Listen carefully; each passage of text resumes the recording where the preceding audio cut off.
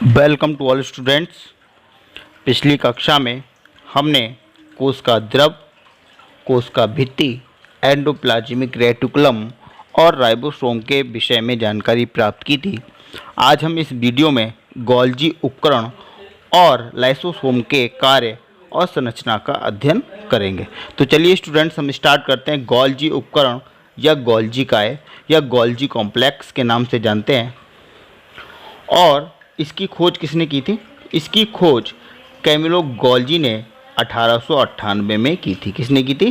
Camillo Golgi ने 1898 में की थी। साधारण सूक्ष्मदर्शी से देखने पर यह मुड़ी हुई छड़ या गुच्छों के समान प्रतीत होता है। मैं आपको कोशिका के अंदर दिखाता हूँ। ये जंतु कोशिका की संरचना है और आप देख रहे होंगे अंदर इसके कोशिका द्रव है और उसी कोशिका द्रव में ये गोल्जी बॉडी उपस्थित है। ठीक है, आप देख सकते हैं ये गोल्जी बॉडी हैं जो चपटी नलिकाओं के रूप में स्थित हैं। और कहाँ स्थित हैं? जो केंद्रक है उसके पास स्थित हैं। केंद्रक के पास जो है अंतर्द्रवई जालिका होती है और फिर उसके बाद एक गोल्जी उपकरण उपस्थित होते हैं जो कि चपटी नलिकाओं के रूप में उपस्थित होते हैं। अब आगे बात करते हैं। पादप कोशिकाओं की बात करें तो पादप कोशिका में यह कोशिका द्रव में मुड़ी हुई छड़ के समान रचना बनाकर बिखरे रहते हैं जिन्हें डिक्टोसोम कहते हैं। यानी पादप कोशिका में ये बिखरे रहते हैं, उन्हें डिक्टोसोम के नाम से जानते हैं हम।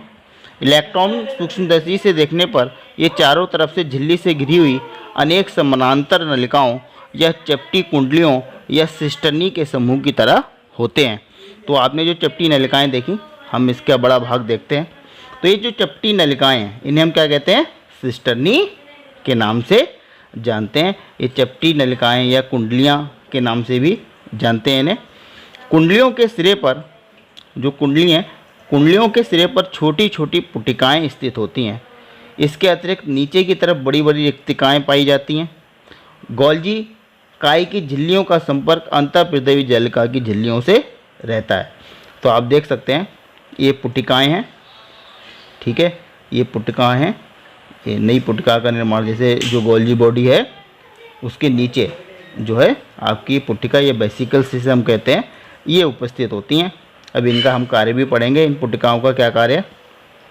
फिर आगे थोड़ी सी बात करते हैं कि गोल्जी काय कुछ यूकैरियोटिक कोशिका, स्तनधारी की लाल रुधिरी कणिका, जीवाणु तथा नील हरित शैवालों में नहीं पाए जाते हैं। बहुत इंपॉर्टेंट प्रश्न है ये। कुछ यूकैरियोटिक कोशिकाएं हैं उनमें नहीं पाए जाते हैं, जैसे स्तनधारी की जो लाल रुधिरी कणिकाएं हैं उसमें गोल्जी बॉडी नहीं पाए जाते हैं, जीवाणु में नहीं पाए जाते हैं और नील हरित शैवाल में नहीं पाए जाते हैं। हम जानते हैं जो जीवाणु और नील हरित शैवाल में किस प्रकार की कोशिका पाई जाती है? प्रोकैरियोटिक कोशिका पाई जाती है। और हम जानते हैं कि प्रोकैरियोटिक कोशिका में कोई भी झिल्ली युक्त कोशिकांग उपस्थित नहीं होता है और इसलिए उसमें गोल्जी बॉडी भी उपस्थित नहीं होता है। अब हम गोल्जी बॉडी के कार्य की बात करें तो नंबर 1 है कि यह लाइसोसोम एवं पराक्सीसोम के निर्माण में मदद करता है। पादप कोशिका विभाजन के समय यह कोशिका प्लेट बनाने में सहायता करता है। तो 2 कार्य के अतिरिक्त और भी इसके कार्य हैं। ये एनसीईआरटी से मैंने लिया है आपको, तो इसे पढ़ना भी बहुत ज़रूरी है। ईआर में संश्लेषित पदार्थ गोल्जी उपकरण में पैक किए जाते हैं। यानी ईआर जो एंडोप्लाज्मिक रेटिकुलम है इसके विषय में हम पीछे पढ़ चुके हैं। तो ये क्या बनाता है? ये वसा बनाता है और प्रोटीन निर्माण का कार्य करता है। ठीक है, तो ईआर में जो संश्लेषित पदार्थ यानी वसा और प्रोटीन गोल्जी उपकरण में पैक कर दिए जाते हैं। ठीक है, और उन्हें कोशिका के बाहर तथा अंदर विभिन्न क्षेत्रों में भेज दिया जाता है। यानी कोशिका के बाहर और अंदर जो भेजना होता है, जहाँ ज़रूरत होती है वहाँ पर ये जो गोल्जी बॉडी हैं वो प्रोटीन और वसा को लेकर जाते हैं। इस कार्य में क्या क्या चीज़ें शामिल होती हैं? इस कार्य में पुटिका में पदार्थों का संचयन, जैसे अभी हमने पुटिका पढ़ी थी, आप देख सकते हैं यहाँ पर ये जो पुटिकाओं का निर्माण हुआ है, इन पुटिकाओं में ही ये पदार्थ को संचय किया जाता है। ठीक है, और संचय करने के बाद, ठीक है, संचय किया जाता है, उसका रूपांतरण होता है और फिर बंद कर दिया जाता है। ठीक है, यानी पूरा एक पैकिंग की जाती है। कुछ परिस्थितियों में गोल्जी उपकरण में सामान्य शक्कर से जटिल शक्कर भी बनती है और गोल्जी उपकरण के द्वारा लाइसोसोम को भी बनाया जाता है। तो इस तरह से ये गोल्जी बॉडी की संरचना हो गई और गोल्जी बॉडी के। तो अब लाइसोसोम्स की बात करते हैं कि लाइसोसोम्स क्या होते हैं। आप देख रहे होंगे कि चित्र में आपको लाइसोसोम्स का स्ट्रक्चर दिखाई दे रहा है। ठीक है, लाइसोसोम्स क्या होते हैं, बहुत छोटे कोशिकांग होते हैं और ये दोहरी झिल्ली से घिरे होते हैं। जो झिल्ली है वो किसकी बनी होती है, फॉस्फोलिपिड की बनी होती है।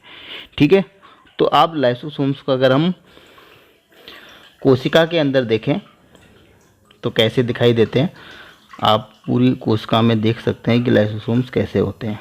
आप देख रहे हैं ये कोशिका की संरचना है और ये लाइसोसोम्स पुटिका के रूप में स्थित हैं। ये छोटी छोटी गोल गोल पुटिका और ऐसे कई सारे लाइसोसोम्स कोशिका के अंदर पाए जाते हैं। ठीक है, तो अब इनके बारे में पढ़ते हैं, इनकी खोज, इनकी संरचना और इनके कार्य के बारे में पढ़ेंगे। ठीक है, तो इनकी खोज क्रिश्चियन डी डवे ने 1958 में की थी। क्या नाम है, क्रिश्चियन डी डवे। ठीक है, डूबे भी कहते हैं। तो क्रिश्चियन डी डवे ने 1958 ईस्वी में की थी। ये बहुत ही सूक्ष्म कोशिकांग होते हैं जो छोटी छोटी पुटिकाओं के रूप में पाए जाते हैं, अभी बताया था। इसके चारों तरफ एक पतली झिल्ली होती है। इसका आकार बहुत छोटा और थैली जैसा होता है। अब एक प्रश्न आता है कि लाइसोसोम्स को आत्मघाती थैली क्यों कहते हैं। लाइसोसोम्स को आत्मघाती थैली के नाम से क्यों जानते हैं या सुसाइडल बैग क्यों कहते हैं। ये बहुत इंपॉर्टेंट क्वेश्चन है क्लास 9th के लिए भी और आगे की कक्षाओं के लिए भी। क्या होता है कि लाइसोसोम्स में एंजाइम्स उपस्थित होते हैं। क्या उपस्थित होते हैं, एंजाइम्स, यानी पाचक एंजाइम्स उपस्थित होते हैं। ठीक है, कौन से एंजाइम्स होते हैं, पाचक एंजाइम्स उपस्थित होते हैं। ठीक है, बहुत सारे पाचक एंजाइम्स होते हैं जो इसके अंदर उपस्थित जीव द्रव का भी पाचन करते हैं। अब होता क्या है कि जब कोशिका अचानक से क्षतिग्रस्त हो जाती है तब ये लाइसोसोम फट जाते हैं और इनके अंदर से जो एंजाइम्स निकलते हैं वो अपनी ही कोशिका को पाचित कर देते हैं, नष्ट कर देते हैं। ठीक है, तो इसलिए हम लाइसोसोम्स को कोशिका की आत्मघाती थैली कहते हैं क्योंकि ये अपनी ही कोशिका को मार देते हैं, नष्ट कर देते हैं। ठीक है, लाइसोसोम्स की बात करें तो लाइसोसोम्स का कार्य क्या है, यह कोशिका में प्रवेश करने वाले बड़े कणों एवं बाह्य पदार्थों का पाचन करते हैं। ठीक है, यह अंतःकोशिकीय पदार्थों तथा अंगकों के टूटे फूटे भागों को पाचित कर कोशिकाओं को साफ करता है, यानी कोशिका को साफ सफाई का काम करता है। कोशिका के अंदर जो पदार्थ हैं, ठीक है, और जो कोशिकांग हैं दूसरे, उनके टूटे फूटे भागों को भी पाचित कर देता है। इस तरह से कोशिका को साफ रखता है। यह जीवाणु तथा विषाणु से भी रक्षा करता है। ठीक है, तो ये हमारा लाइसोसोम्स के कार्य थे और लाइसोसोम की संरचना थी।